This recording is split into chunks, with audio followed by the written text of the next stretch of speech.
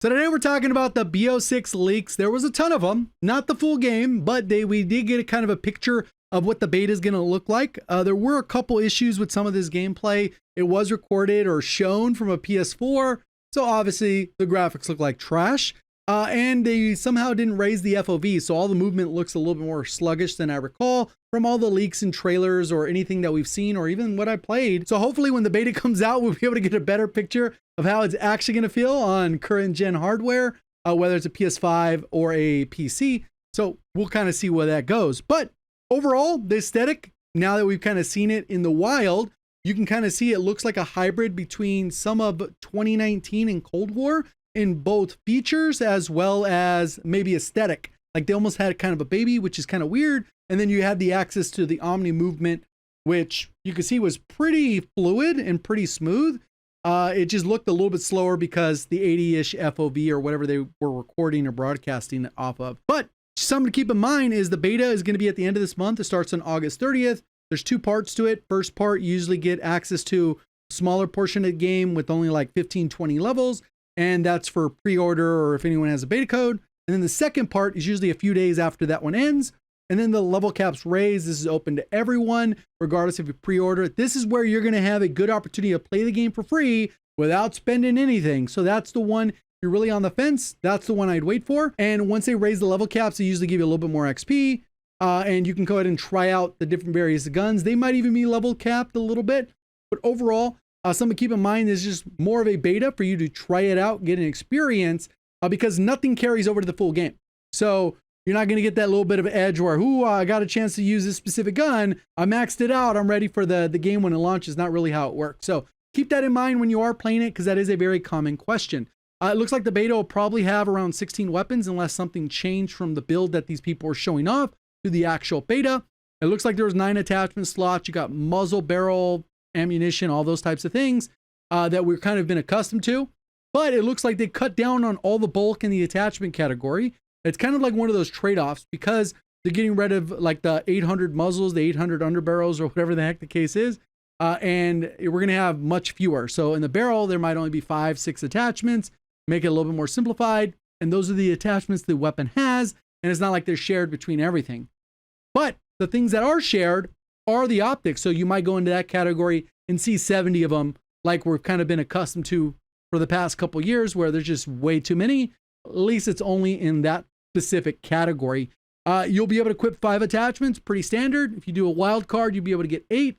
Looks like the beta only have a handful of wild cards. We got Overkill, which allows you to equip a primary or a secondary, can double it up. Instead of one of each, you can get 2 primaries or 2 secondaries. You can run Gunfighter, which will bump you up from 5 attachments up to 8.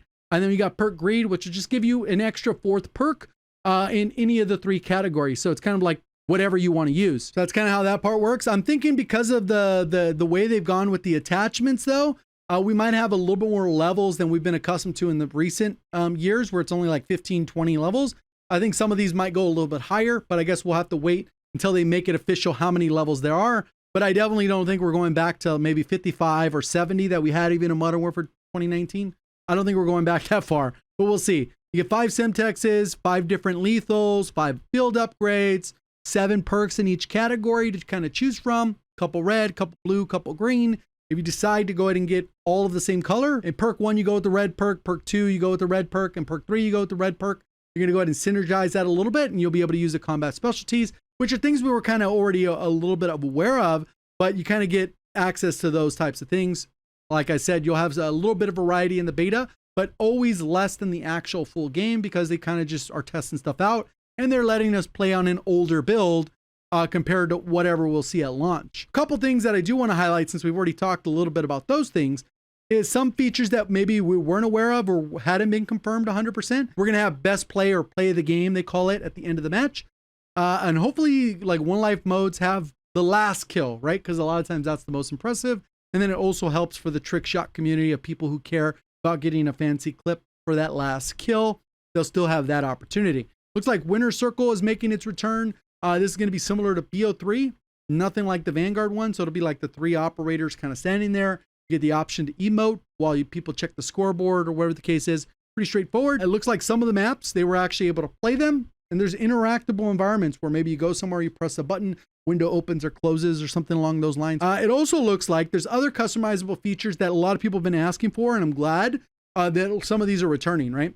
First one up is reticles, especially since optics are going to be universal. We're not 100% sure if these are going to be challenges like Modern Warfare 2019, or maybe you just unlock these through Battle Pass or something like that. But it'll be nice to find out how that specific section works, because I was a fan of the Modern Warfare 2019, where if you wanted grind out your reflex optics, you get a specific blue dot or whatever, you'll be able to do that hopefully. And then you get the higher optic zoom or the highest optic zoom, you'll be able to grind out those reticles. Sprays, it looks like those are coming back, so you'll just be able to spray, which is what we had previously, but it looks like emotes are coming back. It doesn't look like gestures. It looks mostly like emotes.